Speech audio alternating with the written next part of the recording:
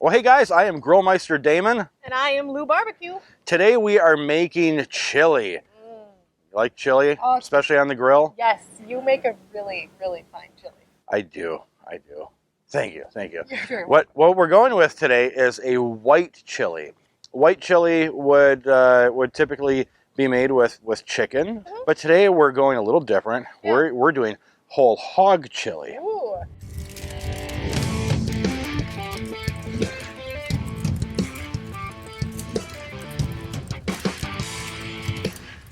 We happen to have a whole hog. It's right behind us. See? Oh, look at that. This is why we're doing whole hog chili today, because we're actually roasting off an entire suckling pig. So we need to start with a little bit of prep and a little bit of vegetables. What I've got here is I've got Anaheim's green bell peppers, jalapenos, poblanos, and onions. I'm putting all of my peppers in a foil pan. I'm going to give them some love with spray cooking oil. And what I love about doing this is that all of the oil, we'll mix this together, but the oil is going to help prevent the items from sticking to my grill grates, but it's also going to promote a really good crisp char on there. We'll put some Croix Valley garlic barbecue booster on there because I'm really a huge proponent of seasoning every single thing that you're going to eat, and there's no reason that you can't start with some seasoning immediately from the get-go, utilizing your vegetables as well. Got a screen sitting right here. Again, this is one of the other things that we are huge proponents of, is cooking your food on screens when you're dealing with the grill. I'm going to season up my slabs of onion here. This is just yellow onion. A little bit of oil to help prevent them from sticking once again. I'll pop these directly on the grill. That char is just going to add additional flavor, so we'll wait until we're nice and ready to go and then dice them up.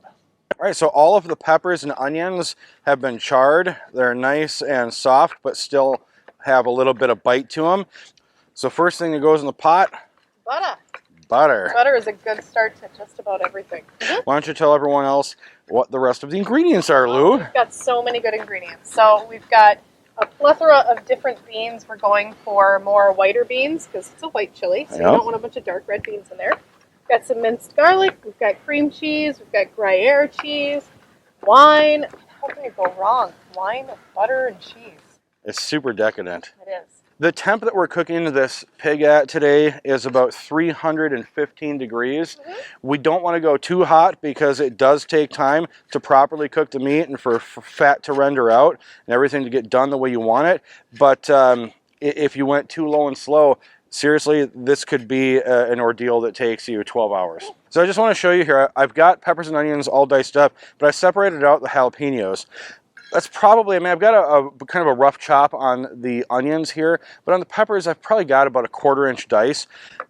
Jalapenos can be extremely potent depending upon the time of the year and where they're grown. Sometimes they're mild, and other times, to the same person with the same heat tolerances, they can be really, really hot. So I'm going with about an 1/8-inch dice on this because I don't want anybody that's eating this to get a huge hunk of jalapeno in their mouth, and it ruins the entire experience. Yep, it's always better to assume it's hot.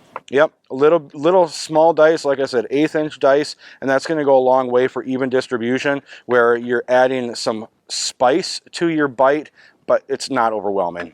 Is our butter all melted down? Oh yeah, she's looking beautiful. All right, excellent. As soon as this is done, I'm going to add the peppers and onions to the mix. You can go ahead and start adding the garlic if you would. Garlic. Oh, I'm such a huge garlic fan. Garlic makes everything better. I'm going to come out with a new line of Duchess perfume, Eau de Garlic. What do you think? I think you can find a new husband. That's what I think. We need to cook down all of our peppers and onions slightly along with that garlic, so we're going to add those in first until we get a good rendering on those. Can you scoop that out for me? Absolutely. You got it? I got it. Okay, excellent. So we're doing peppers and onions with the butter first. The other thing that we have to do as those are getting up to temp and we're starting to saute them and get extra caramelization is we have to add our wine. We don't want to add this at the end because honestly we do want to evaporate the alcohol or this is going to be a drunken chili and not in a good way. Trust me, a little bit of that bitterness from the alcohol will come through if you don't evaporate it. So put that in right away. We're just using white wine. This is Chardonnay. You can use a Pinot or just a house white. Yeah, house white wine. Whatever is good to you. I don't typically go with something like a Moscato. For drinking, it's fine. For cooking, it's just way too sweet. So be careful. You don't need an overly dry wine. Just a nice, good, all-around, slightly sweet, well-balanced wine. Well, how are they looking? Oh, they are looking good, Damon. Good. We're ready to move yeah, along here. everything's cooking down. You can see really nicely. What we need to do now, again, in adding ingredients in the correct order, is we're going to add half and half. Check. We forgot to mention that earlier. Oh, we did. But we're adding half and half because we need to create a base of liquid, and we're going to add these cheeses, and they need something to melt into, right? We'll go with the cream cheese next. Cream cheese? Yep, 8 ounces of cream cheese. Got it. There you go. And then we're going to add about 9 ounces of shredded Gruyere. Ooh. It's a sharp but mellow cheese at the same time. If you can't find Gruyere, you could use Swiss. Yeah. That would be a great substitution as well.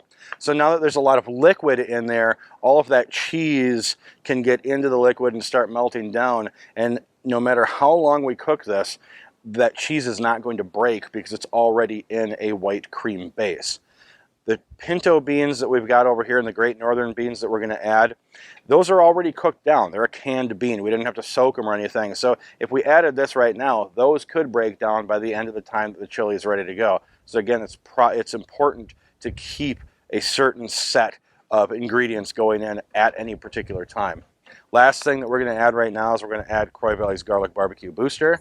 Season. I'm going to give it a generous dose. Ooh, I love it. It's one of my favorite spices. We're going to go ahead and add all these beans now. Put them right in there. You can stir them up. Yep. Last thing to add is going to be the pork. Temp right here is about 185 and steady. So I think it's about time to pull it off. And we'll let this rest slightly so that we can just at least get into it with our hands. Yep. Alrighty guys, so now we have all of the pork pulled off of the animal. I want to start separating this out into smaller pieces that we're going to add to our chili. Now, as I mentioned before, there's some pieces that are just really fall apart and extremely tender, but there's others, yep, on this side over here, that I sliced off, and I'm going to go ahead and chunk this because it still has a lot of integrity to it. It's going to hold up really well in that chili. Louie, you want to give that a stir over there real quick, and we'll add this in? Oh, I'm sorry, okay. So I'll put this in here for you. You go ahead and stir that right in. Will do. At this point, you could eat this chili, but the longer that it sits, the more complex it gets and the tastier that dish is going to be. Alrighty, flavors I think are probably at the peak of excitement over here, ready to rock and roll and try our chili, huh? Let's do it. All the flavors of the peppers, the onions, all the char off of the grill, the whole smoked hog, our beans, the white base that we've put in here, and the aromas are absolutely amazing. They are. If you're looking to add some additional toppings, things like croutons, a little bit of sour cream, crispy tortilla strips, anything like that would be delicious. But as is, it's just the perfect meal. It looks fantastic. Well, guys, for this recipe and other tips and tricks, grilling information, and a host of information on all of our products, please check us out online at CroixValleyFoods.com. Make sure to follow us on all of our social media pages at Croix Valley. It's time for us to dig in. As always. We'll see you around the grill.